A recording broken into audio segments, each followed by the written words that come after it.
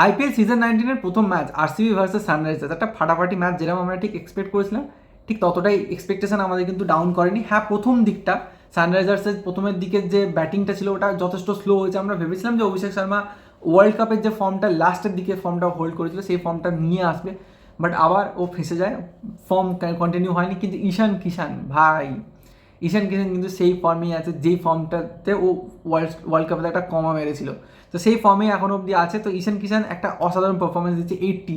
দেখো, প্রথম কথা হচ্ছে পাওয়ার প্লেতে যেইভাবে সানরাইজার্স পুরো একদম চেপে গেছিলো, ওদের রানটা চেপে দেওয়া হয়েছিল, ডাফি 3টে উইকেট পাওয়ার প্লের সময়।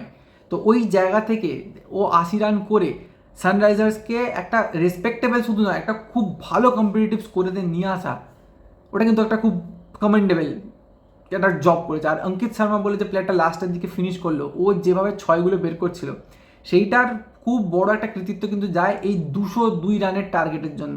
মানে যেখানে পাওয়ার প্লেটা তোমার ফ্লপ, সেখান থেকে 200 রান যে করা যায় সেটা কিন্তু ভাবনার বাইরে ছিল। তো বেসিক্যালি আমরা যেটা বুঝতে পারছি যে সানরাইজার্সের batting depth, batting style, batting players যারা আছে তারা কিন্তু যথেষ্ট স্ট্রং, ঠিকঠাক। আজকে ওপেনিং জুটি খেলতে পারেনি, আজকে অভিষেক শর্মা খেলতে পারেনি, আজকে ট্রাভিস হেড খেলতে পারেনি, তার মানে যে পুরো সিজন খেলতে পারবে না তা নয়। এরা দুজন যদি দাঁড়িয়ে যায়, ওদের ব্যাটিং ডেপথ কিন্তু প্রচণ্ড প্রচণ্ড ডিপ, ঠিক আছে। নীতিশ কুমার রেড্ডি আছে যে ব্যাটে যথেষ্ট স্টেবল।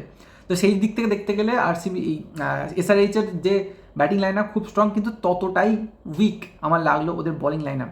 যখন আরসিবি ব্যাট করতে নামলো, আস্তে আস্তে রানটা করলো, 16 ওভারের মধ্যে 200 চেজ হয়ে গেল, তখন কিন্তু বারবার মনে হচ্ছিলো যে বোলিংয়ে কিন্তু দম নেই, বোলিংয়ের মধ্যে কিছু ছিল না। মানে জয়দেব উনাডকটের মতো এত এক্সপিরিয়েন্সড বলার, ঠিক আছে, বা হর্ষল প্যাটেল, এদের মতো বলাররা যদি এত লেম ইজি রান দিয়ে চলে আসে, আমি মানছি এগেনস্টে দেবদূত পাডিক্কাল বা ধরে নাও বিরাট কোহলি বা ওদের ক্যাপ্টেন এনিওয়ান সবাই খুব ভালো খেলছে, বাট স্টিল এতটা ইজিলি রান গিভ অ্যাওয়ে করে দেওয়া, কোনো কম্পিটিটিভনেস না রাখা, মানে প্রফেশনালিজমের অভাব লাগছিল আমার এই টিমটার মধ্যে। আমার মনে হয় প্যাট কামিংসের মতো প্লেয়ার যখন তোমার কাছে আছে, তোমার ক্যাপ্টেন তাকেই করা উচিত ছিল। Ishan Kishan is a good player but not a good captain. তো সেই জায়গা থেকে দেখতে গেলে ওই লিডারশিপ কোয়ালিটিতে কিন্তু এই ম্যাচটা বের করে দিল আরসিবি, কারণ আরসিবির মাথায় বিরাট কোহলি আছে বেসিক্যালি, ঠিক আছে। আমি জানি ক্যাপ্টেন আলাদা, বিরাট কোহলি ক্যাপ্টেন নয়, but still Virat Kohli is everything of this team. তো এই হচ্ছে সিচুয়েশন, যেটা আমরা এক্সপেক্ট করেছিলাম যে একটা খুব টান ম্যাচ হবে। টান ম্যাচ হয়নি, কিন্তু এন্টারটেনিং ম্যাচ হয়েছে। বিরাট কোহলি যেভাবে রান বের করেছে, বিরাট কোহলি দেখিয়ে দিয়ে চলে গেছে who is the boss of world cricket, not Indian cricket, who is the boss of world cricket. তো বিরাট কোহলি যে কোয়ালিটি দেয় না যতক্ষণ ফিল্ডে থাকে, সেই কোয়ালিটির ধারে কাছে ভাই কেউ নেই, নট এ সিঙ্গেল প্লেয়ার এই মুহূর্তে ওয়ার্ল্ডে। তো এই হচ্ছে বেসিক্যালি আজকের ম্যাচ, যেরকম এক্সপেক্ট করেছিলাম ঠিক তেমনই পেয়েছি। একটা রোমাঞ্চকর, সুন্দর, দারুণ ম্যাচ ছিল। লাস্টটা একটু ইজি হয়ে গেছিলো আরসিবির জন্য যেটা, আর ফার্স্টটা খুবই ইজি ছিল আরসিবির জন্য, কারণ বলিং ভুবনেশ্বর আর ডাফির বলিংটা খুবই ফাটাফাটি ছিল। বাট আমি এটুকু তোমাদেরকে গ্যারেন্টি দিতে পারি, এই দুটো টিমেরই কিন্তু বলিংয়ের মধ্যে সমস্যা আছে। এই দুটো টিমের যে বলিং লাইন আপ, এই দুটো বলিং লাইন আপ নিয়ে তুমি কিন্তু টপ 4-এর জন্য কম্পিট করতে পারবে না, অ্যান্ড দ্যাটস নর্মাল ভাই, হবে না, এই বলারদের নিয়ে হয় না।